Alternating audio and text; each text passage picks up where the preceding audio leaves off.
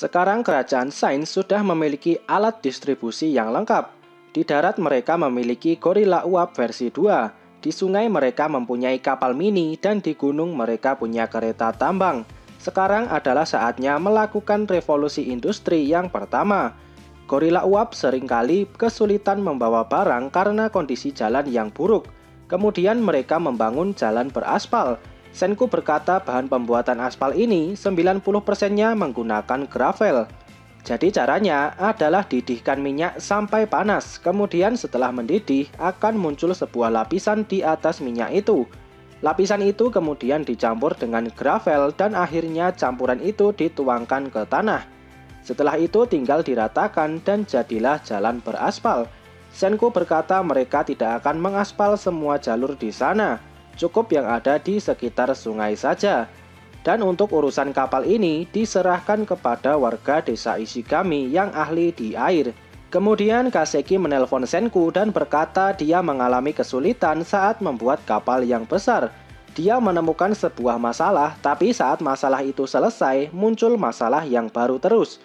Di sini Senku dan Ukyo memaklumi hal itu karena memang membuat kapal itu sulit. Karena prinsip dasar kerajaan Sains adalah selalu mencoba saat mengalami kegagalan. Kemudian Senku berkata kita harus merubah rencana karena kemunculan Wyman. Senku berencana membuat kapal yang lebih kecil dan hanya membawa beberapa orang saja.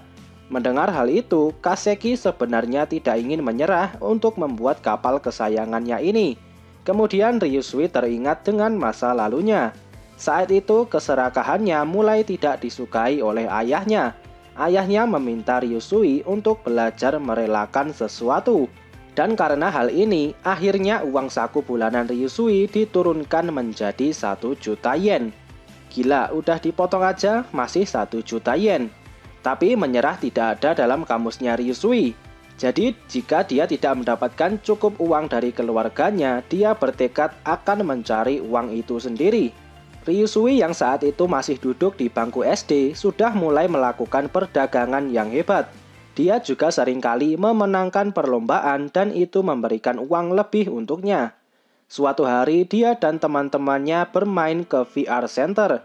Mereka berencana untuk bermain game balapan mobil. Tapi Ryusui dilarang masuk karena yang boleh masuk minimal harus berusia 13 tahun. Kesal karena tidak bisa masuk, Ryusui akhirnya membangun lintasan balap miliknya sendiri. Di saat bersamaan Senku, Taiju, dan Yuzuriha, mereka lewat di sekitar tempat Ryusui membangun lintasan itu. Sebenarnya mereka sudah mendekat satu sama lain sejak dahulu, tapi mereka belum berkenalan saja. Sekarang waktu sudah berlalu beberapa tahun, Ryusui masih dengan kehidupan bangsawannya, dan juga dia dikelilingi oleh banyak wanita cantik. Dan karena keserakahannya ini, dia menjadi topik pembicaraan di saat rapat keluarga Nanami. Francois juga ada di sana saat itu sebagai ketua pelayan. Kemudian Francois diminta untuk memberikan tanggapan tentang Ryusui. Francois menjawab kalau Ryusui itu tidaklah boros ataupun serakah. Baginya Ryusui adalah orang yang selalu berjuang untuk mencapai apa yang dia inginkan. Menurut Francois, hasrat itu sama dengan keadilan. Suatu hari Francois menemui Ryusui yang sedang membuat miniatur kapal di kamarnya. Francois bertanya kenapa Ryusui masih membuat miniatur kapal walau dia sudah memiliki kapal yang asli. Ryusui menjawab kalau dia menginginkan kapal yang memiliki nuansa tradisional namun juga modern. Ryusui sekarang membuat miniatur kapal dengan skala 48:1. Ryusui bertekad suatu hari akan berlayar menggunakan kapal itu. Dan flashback Ryusui berakhir di sini dan kita kembali ke masa sekarang.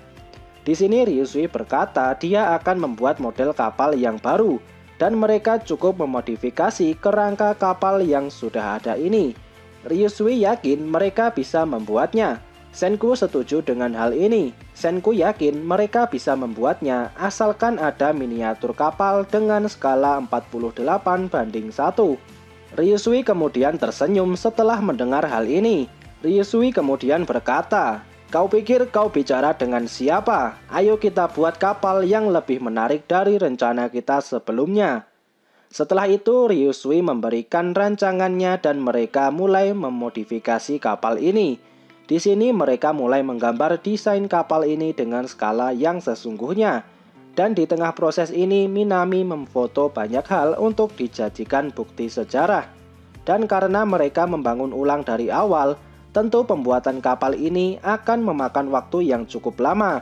Dan walaupun sebentar lagi musim dingin, mereka tetap harus melanjutkan pembuatan kapal ini. Sekarang waktu sudah berganti dan sudah musim dingin. Di sini Minami memfoto kegiatan mereka yang sedang bermain ski di gunung salju. Waktu berlalu dan sekarang sudah bulan Februari. Itu artinya sekarang saatnya Valentine. Tradisi memberikan coklat masih mereka gunakan saat itu. Dan Minami juga memfoto kegiatan mereka ini. Sekarang waktu sudah berlalu beberapa bulan dan sekarang sudah musim semi. Di sini pembuatan mesin kapal sudah mencapai akhirnya. Mesin ini siap dipasang ke dalam kapal. Di saat ini juga Minami memfoto banyak hal. Waktu berlalu dan sekarang sudah hampir musim panas. Di sini mereka banyak bermain di pantai untuk menghilangkan rasa panas.